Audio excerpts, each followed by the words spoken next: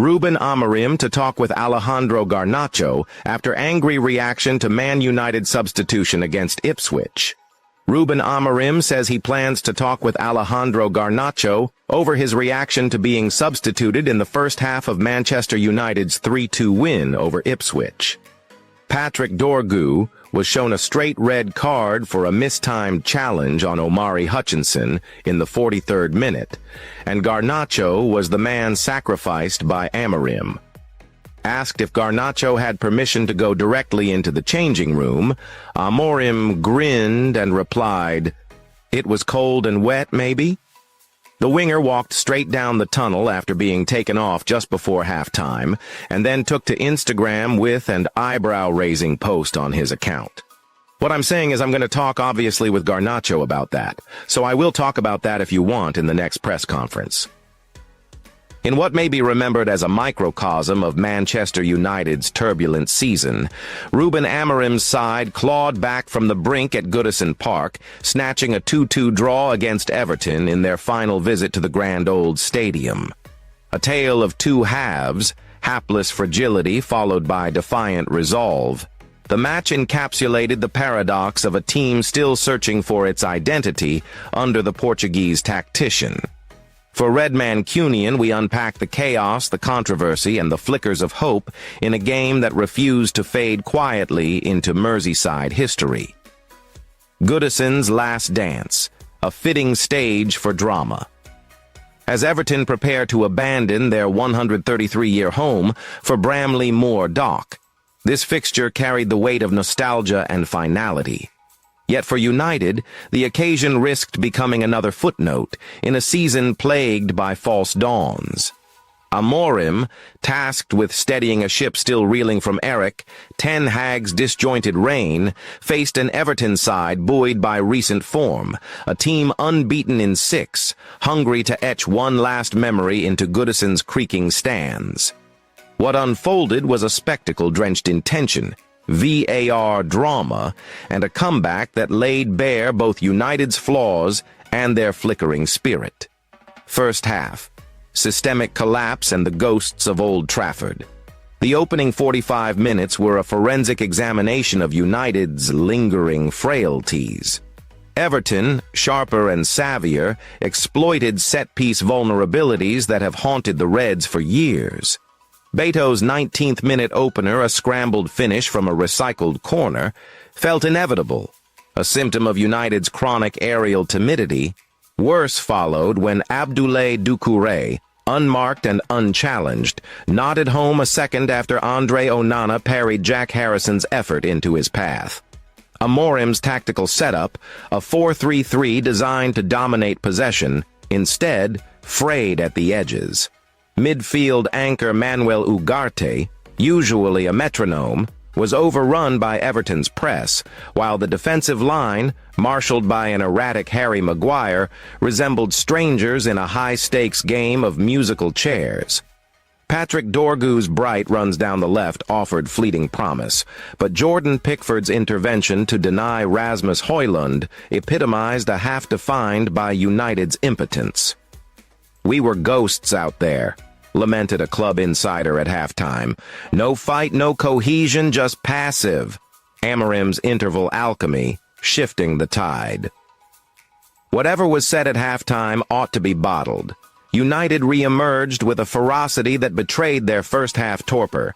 The introduction of Joshua Zirkzee for the anonymous Jadon Sancho injected directness, while Bruno Fernandes, deployed deeper to dictate play, began pulling strings with vengeful intent.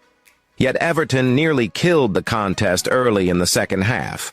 Onana, malign but pivotal, denied Doucouré a brace with a reflex save, moments before Maguire's penalty shout, a tangle with James Tarkowski, was waved away. The reprieve ignited United's dormant fire. The comeback, Fernandes, Ugarte, and VAR's mercy. The catalyst, as so often, was Fernandes. His 70th-minute free kick, a thunderbolt whipped into the bottom corner, was a captain's riposte, a blend of technique and defiance. Goodison, raucous moments earlier, fell into uneasy silence. Ugarte's equalizer 10 minutes later was pure chaos meets artistry. Meeting a cleared free kick 20 yards out, the Uruguayan cushioned the ball with his torso before lashing a left-footed volley past Pickford. Cue Bedlam in the away end, a cathartic release for supporters starved of such moments this season. But the drama wasn't done. 6 minutes of stoppage time brought a VAR controversy that encapsulated modern football's absurdity. Ashley Young, once a Red, went down under De Ligt and Maguire's challenge, prompting referee Andy Madley to point to the spot, only to reverse his decision after a torturous review. Onana's earlier save from Idrissa Gueye proved decisive, sparing United a cruel defeat. Tactical takeaways: progress or papered cracks. Amorim will take solace in the fight back, but questions linger. United's set-piece frailty remains a festering wound, while the midfield's first-half disconnect raises doubts about Ugarte's role as a lone pivot. Yet positives emerge. Xerxes' physicality troubled Everton's backline, and Fernandes's leadership, once criticized, shone when it mattered most. Everton, for their part, will rue missed chances. Beto's profligacy, a point-blank header saved by Onana, proved costly, while Doucouré's influence waned as United's press intensified. Goodison's parting gift, a metaphor for United's season. As the final whistle blew on Goodison's last United showdown, the result felt emblematic of Amorim's tenure thus far. Flawed, frenetic, but undeniably alive. For all their struggles, the Reds showed a resilience absent in recent years, a trait the Portuguese must nurture if he's to succeed where others faltered. Yet the broader picture remains murky. Sir Jim Ratcliffe's cost-cutting measures loom large, and with Champions League hopes dangling by a thread, this draw, though valiant, changes little. As one fan quipped, "We're the kings of the moral victory. Now let's start winning proper." In the cold light of day, United depart Merseyside with a point. But the performance posed more questions than answers. Can Amorim fix a defense that switches off at set pieces? Is Onana's shot stopping enough to offset his erratic command? And when will this team consistently mirror the grit of that second half? For now, the Reds live to fight another day. But as Goodison's lights dim for the final time, United's rebuild under Amorim remains very much a work in progress, a project as unpredictable as the match that unfolded here. Manchester United's quest for European glory takes an intriguing turn as they prepare to lock horns with Real Sociedad in the UEFA Europa League round of 16. The draw, conducted in Switzerland, has set the stage for a compelling clash between the English giants and their Spanish counterparts. A challenging encounter. The tie against Real Sociedad presents a formidable challenge for Ruben Amorim's side. The Basque outfit, known for their technical prowess and tactical astuteness, will undoubtedly pose a significant threat to United's European ambitions. However, the Red Devils will take solace in the fact that they will host the crucial second leg at Old Trafford, potentially providing a decisive advantage in front of their passionate supporters. Current form and historical context. While Real Sociedad's recent domestic form has been less than stellar, with 5 defeats in the Dan Ashworth, the former Manchester United sporting director whose tenure at Old Trafford lasted just 5 tumultuous months, has resurfaced in an unlikely arena. Cricket. The 53-year-old, once heralded as a transformative figure in football's backroom landscape, has taken on a freelance consultancy role with Warwickshire County Cricket Club, marking a fascinating pivot in his storied career. For Red Mancunian, we delve into Ashworth's new chapter, the fallout from his United exit, and what this move means for both the man and the institutions involved. A brief but costly stint at United Ashworth's arrival at Manchester United in July 2023 was met with cautious optimism. Fresh from a successful spell at Newcastle United, where he played a key role in their resurgence under Saudi-backed ownership, the former FA technical director was seen as the architect United desperately needed. Yet, his time at Old Trafford unraveled with startling speed. By December, Ashworth was gone, his departure framed as a mutual agreement, but widely understood to be the result of irreconcilable differences with boardroom battles. It was a marriage that never quite clicked, observes a club insider. Dan had his vision, but it didn't align with where Ratcliffe and the new regime wanted to go. Cricket calling. Ashworth's return to Warwickshire. Ashworth's new role at Warwickshire County Cricket Club represents a return to familiar territory.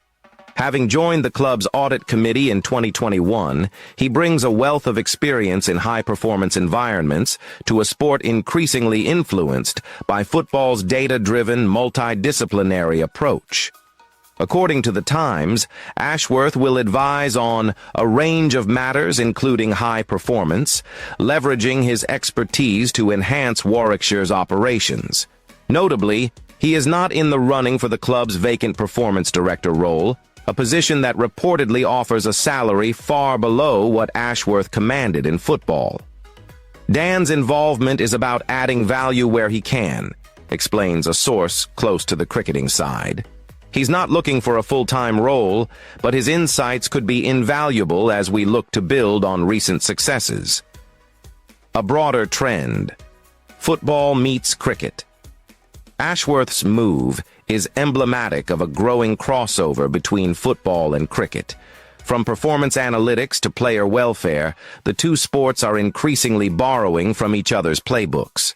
Warwickshire, home to Edgbaston, one of England's most iconic cricket grounds, is no stranger to innovation, having previously collaborated with football clubs on shared training methodologies.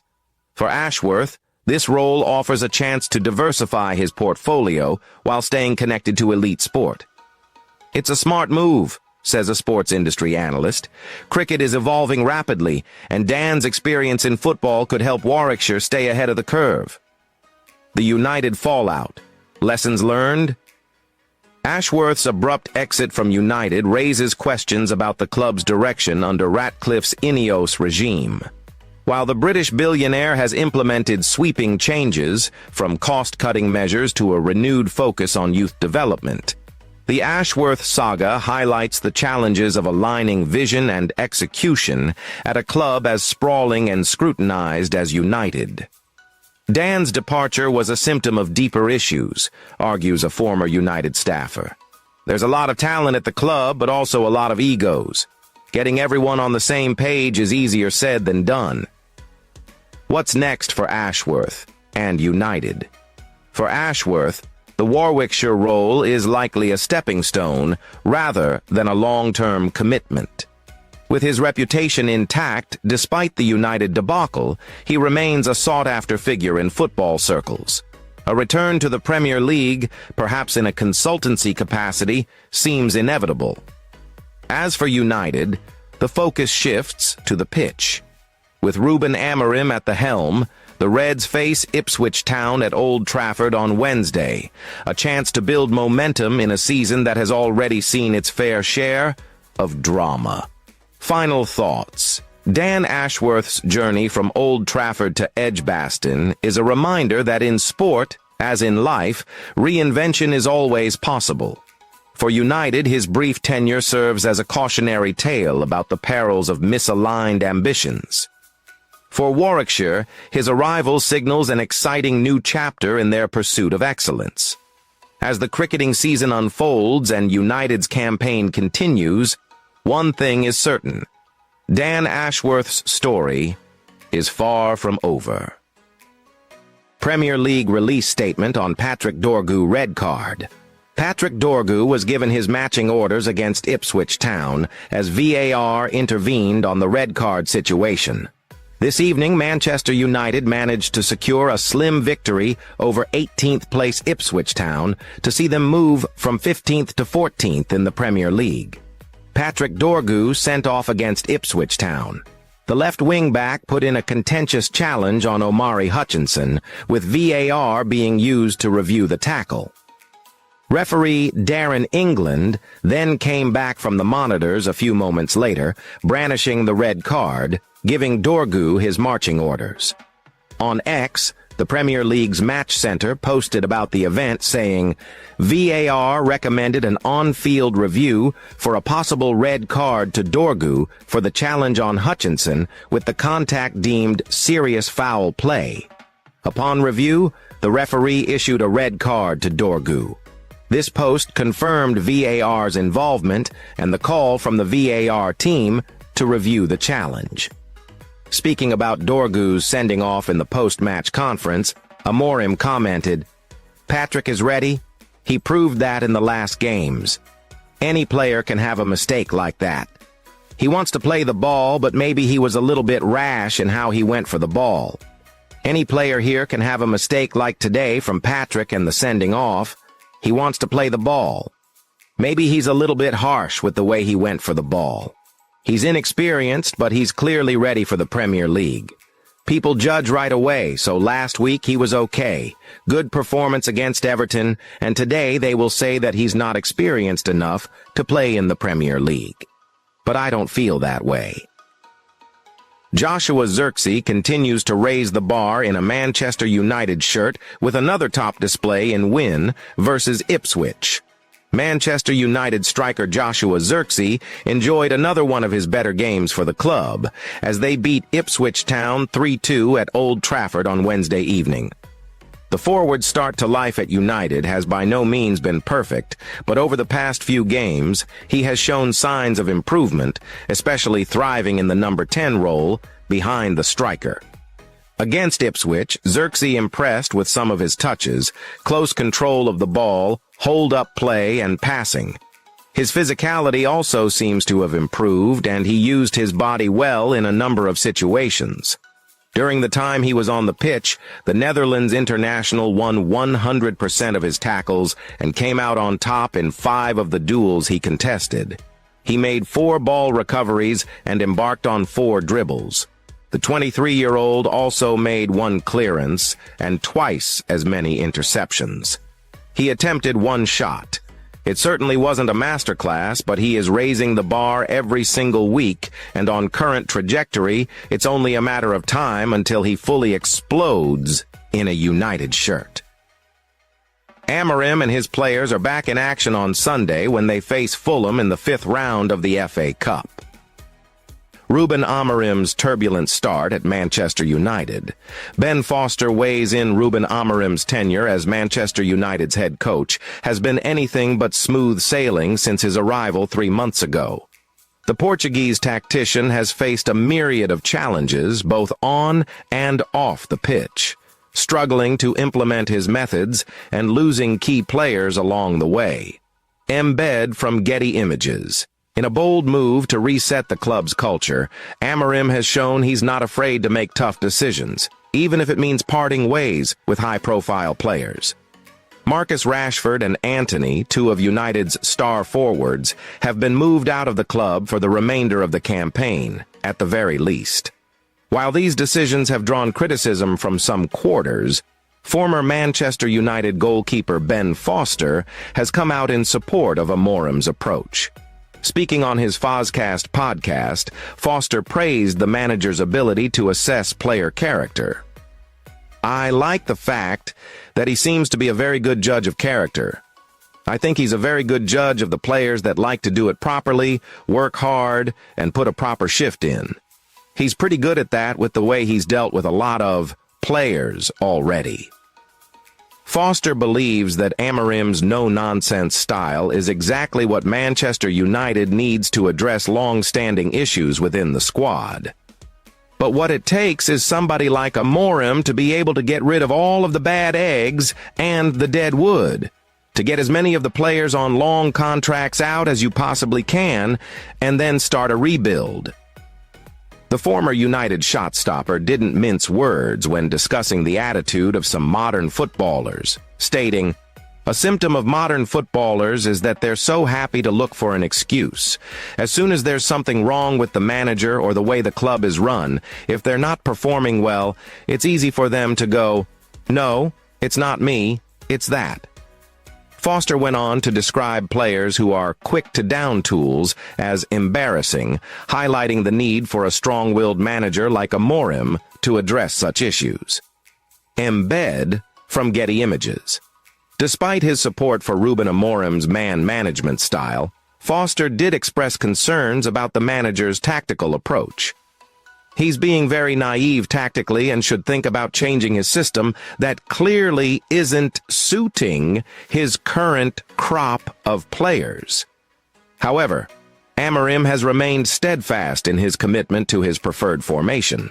The Portuguese coach seems determined to see out the season with his current tactical setup, using this period to evaluate which players are capable of adapting to his style of play. As the season progresses, it's becoming increasingly clear that Manchester United are headed for a significant overhaul in the summer transfer window. With Amorim at the helm, the majority of the first-team squad find themselves fighting for their futures at Old Trafford. Embed from Getty Images. The coming months will be crucial for both Amorim and the players. The manager will be looking to see which members of his squad can rise to the challenge and adapt to his demanding style, while the players will need to prove their worth to avoid being part of the expected clear-out. Ruben Amorim's tenure at Manchester United has been marked by bold decisions and a clear vision for the club's future. While his tactical approach may be under scrutiny, his no-nonsense attitude towards player management has garnered support from former players like Ben Foster. As the season progresses, all eyes will be on Old Trafford to see how Amorim's revolution unfolds. Will his tough love approach pay dividends, or will the tactical concerns overshadow his man management skills? Only time will tell, but one thing is certain: change is coming to Manchester United, and it's coming fast. In a twist that underscores the unpredictable nature of modern sport, Rio Ferdinand calls out Andre Onana for shocking showing against Ipswich Town. Manchester United legend Rio Ferdinand has joined Robbie Savage in criticizing Andre Onana and his disastrous display against Ipswich Town. Manchester United narrowly secured a much-needed 3-2 victory over Ipswich Town this evening, taking them up a place to 14th in the Premier League. Now, despite the win, one of United's key players is once more coming under scrutiny, with there being no surprise that it's goalkeeper Andre Onana. The Cameroon international has been heavily criticized previously for catastrophic errors which have led to goals, with today being no different. Andre Onana gave disastrous display against Ipswich Town. Ipswich got the game off and running in the 4th minute, making the most of the lack of communication between Patrick Dorgu and Onana at the back. As the ball sailed over the defensive line, Dorgu tracked back, covering it, and passing it back to his goalkeeper. However, he seemingly didn't realize that Onana, for whatever reason, had come completely off his line to come for the ball too, with Dorgu's pass putting it around his keeper. However, as United were 2-1 up, another poor decision from Onana saw the two teams draw level once more. Andre Onana failed to move quick enough, seeing the cross curve into the bottom far corner of the goal. Now, Manchester United legend Rio Ferdinand has given his thoughts on the calamitous performance. Former Red Devil Rio Ferdinand was joined by ex-Premier League midfielder Robbie Savage as the pair commentated on the game for TNT Sports. However, the pair had nothing good to say about the goalkeeper, especially with his blunder causing the first goal. Commentating on the event, as reported by the Daily Mail, Savage explained, "Dorgu has tracked the run, and the communication between Onana and Dorgu must be non-existent. But I've got no idea why Onana is running out to that position. Dorgu has got it under control, no problem at all. He shouldn't come there, Onana. I might be completely wrong, but stay. The defender has got it under control, so stay in your 6-yard box. He went on to scrutinize the decision from Onana, saying, "The defender has got it under control. I don't think there is a reason why Onana comes out there. You should be talking. Lay it back to him on his right foot and then he can clear it. I don't know why he's come. The defender is in control, Onana. Stay in your goal." Matching his commentary partner's criticism, Ferdinand added, "A terrible start. I don't think Dorgu at any moment looks up to see where Onana is." He continued, "Onana doesn't need to come in. The fullback is in complete control and he can just hold his ground and let him play it back to him. But Dorgu doesn't look. The awareness isn't there, and it's pounced on. Ipswich took a deserved lead for pouncing on that lack of communication.